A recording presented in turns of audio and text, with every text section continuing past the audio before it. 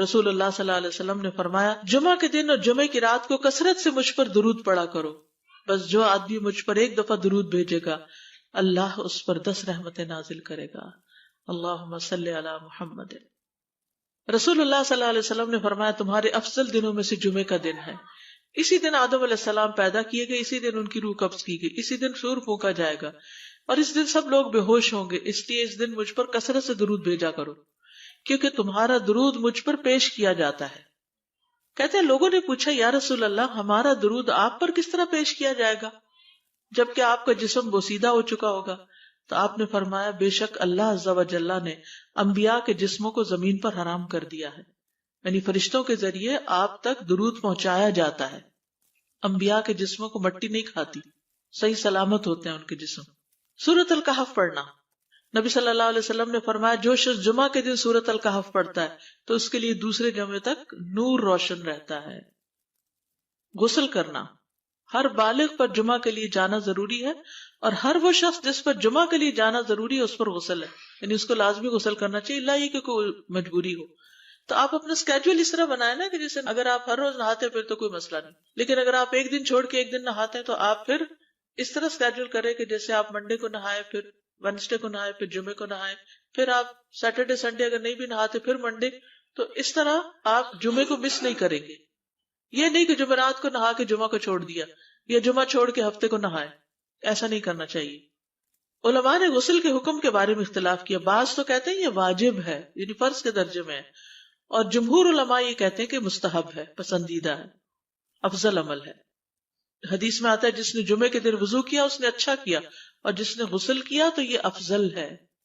صفائی میں مبالغہ ہوتی نا، ویکلی صفائی آپ کو کرنی ہوتی ہے، یعنی جیسے ناخن وغیرہ کاٹتے ہیں یا پھر اپنے زائد بال وغیرہ اتارتے ہیں، تو یہ سب چیزیں اگر جمعے کے دن ہو تو زیادہ بہتر ہے۔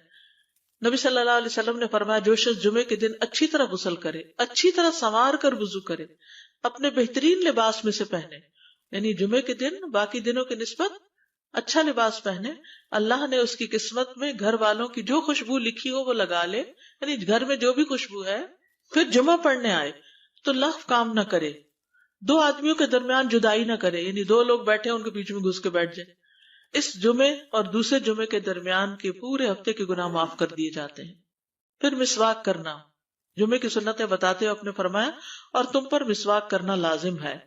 اچھا لباس پہننا، نبی صلی اللہ علیہ وسلم نے فرمایا اگر ممکن ہو تو جمعہ کے لیے اپنے کام کاج کے کپڑوں کے علاوہ 2 کپڑے اور بنا رکھنے میں کیا حرج ہے؟ اسپیشل ڈریس رکھے جو جمعے کو ہی پہن لے۔ خوشبو لگانا، یعنی خوشبو لگائے، حدیث میں آتا ہے چاہے وہ عورت کی خوشبو سے ہو، یعنی آپ کی اپنی نہیں بیوی کی خوشبو پڑی ہو وہی لگا لو، لیکن لگاؤ۔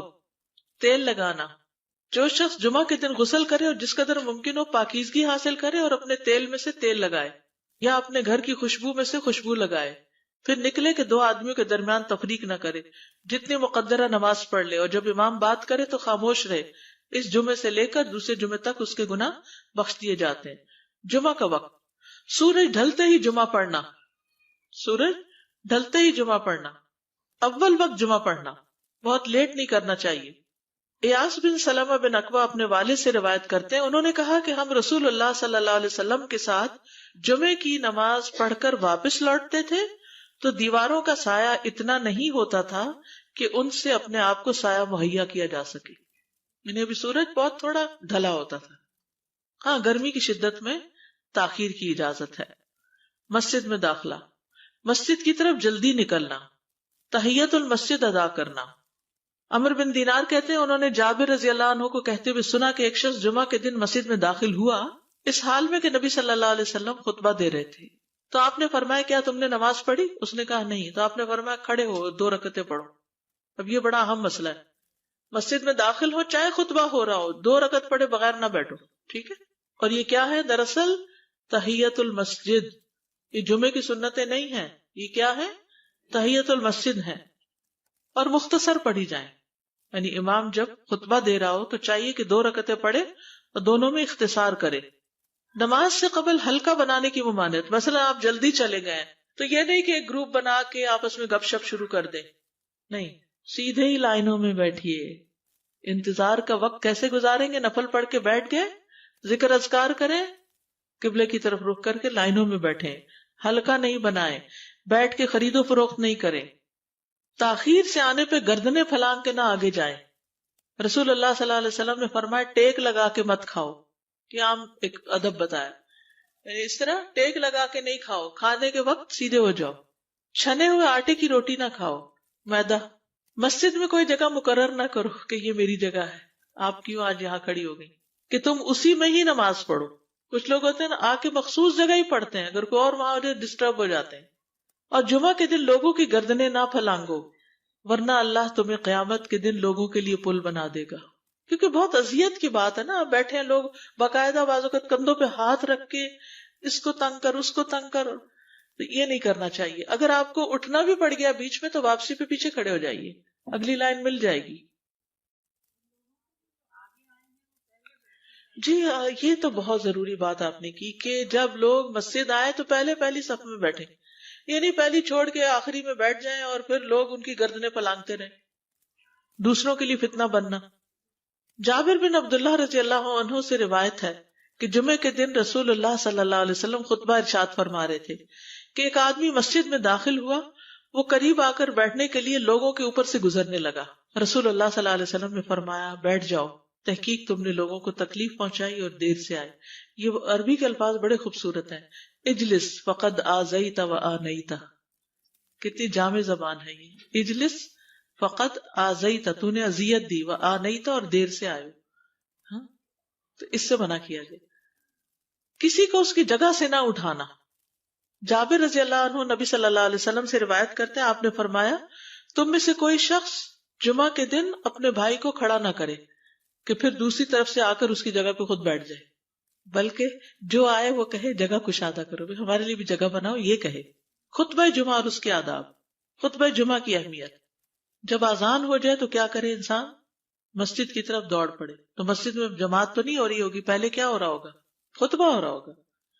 امام کا خطبے سے پہلے سلام کرنا۔ نبی صلی اللہ علیہ وسلم جب ممبر پر چڑھتے تو حاضرین کو السلام علیکم کہتے۔ امام کا کھڑے ہو کر خطبہ دینا۔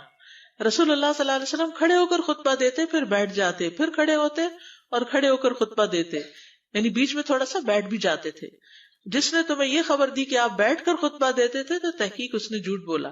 بس یقیناً اللہ کی قسم میں نے آپ کے ساتھ 2000 سے زائد نمازیں پڑھی ہیں، یعنی جن میں بہت سے جمعے بھی آئے ہیں، تو ایسا کچھ نہیں۔ امام کا 2 خطبے دینا، یعنی کھڑے تھے پہلے، پھر ذرا بیٹھ گئے، پھر دوسری دفعہ اٹھے تو یہ 2 خطبے ہو گئے۔ مختصر خطبہ دینا۔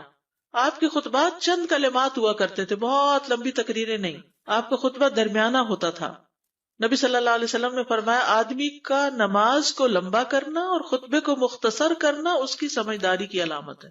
بس نماز لمبی کرو اور خطبہ مختصر کرو، کیونکہ بعض بیان جادو جیسا اثر رکھتے ہیں، یعنی تھوڑا بھی بات کرو گے تو دل میں چلی جائے گی۔